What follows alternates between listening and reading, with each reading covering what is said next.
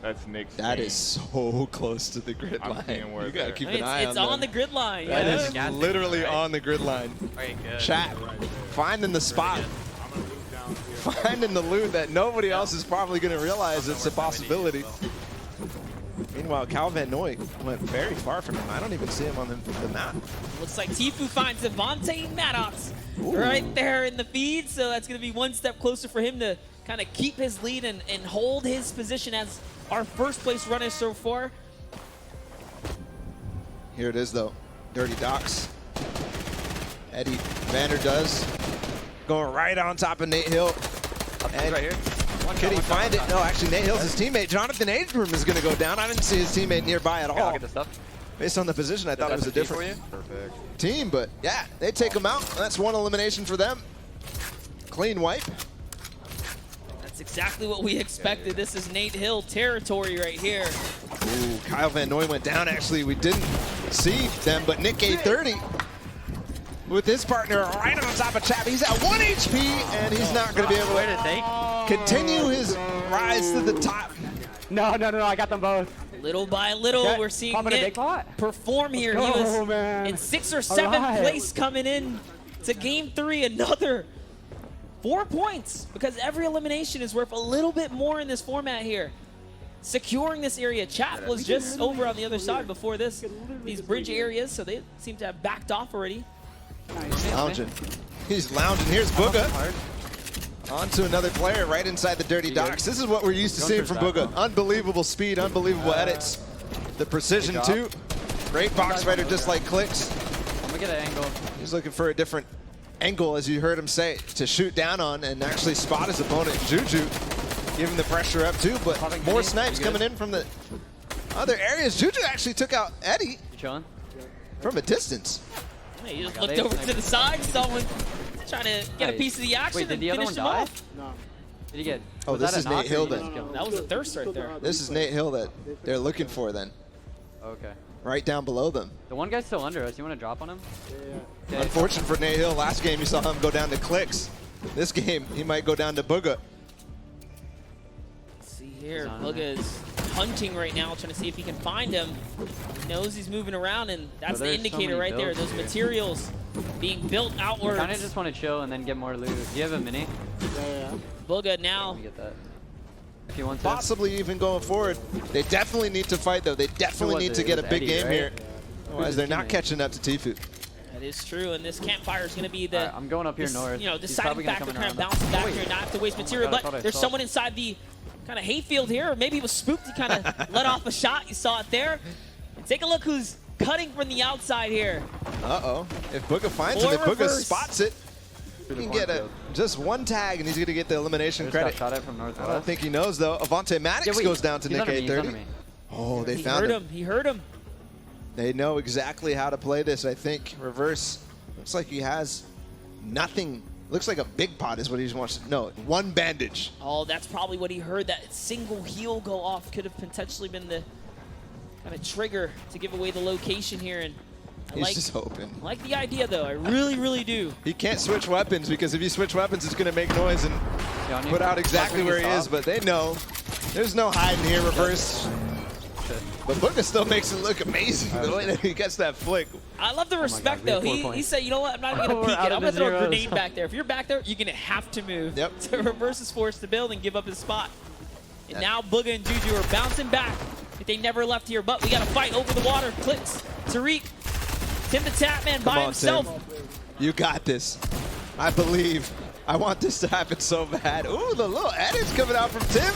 Right on top of him. Clicks is the trap. Possibly walks on top of it. Tim the Tapman takes out Clicks.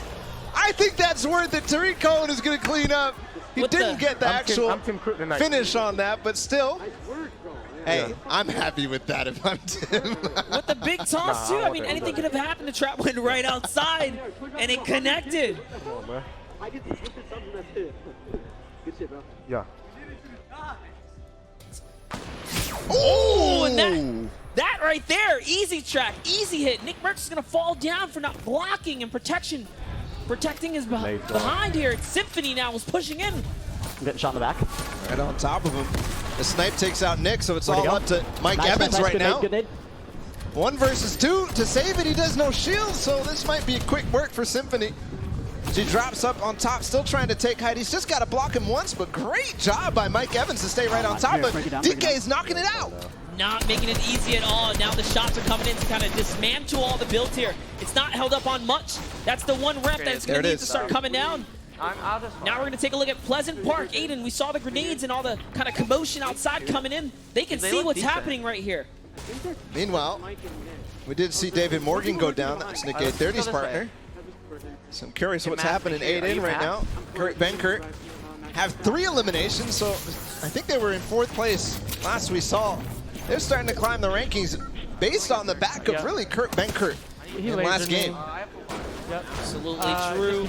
I'll get it later. Just getting closer and closer. Last we saw, 23 players were up, and just like that, in the snap of a finger, 8 players were dropped in a tight time span, and now the rotation to get to the next zone is beginning. Everyone has to roll out and get to the next safe zone, because the Storm continues to do more damage the longer the game goes on. So you really have to, prioritize positioning if you want to win now. That's what Clix has been doing well so far. He's been, a factor for Tfue to worry about so far. Okay, look. And it's funny because bush here. everybody decided as that zone went across, as that zone pushed them off, that they wanted to go all the way across. Now they're getting forced back towards Salty Springs, towards the center island. Let's take a look. Look at the bottom right as it goes away there. Tfue still at the top.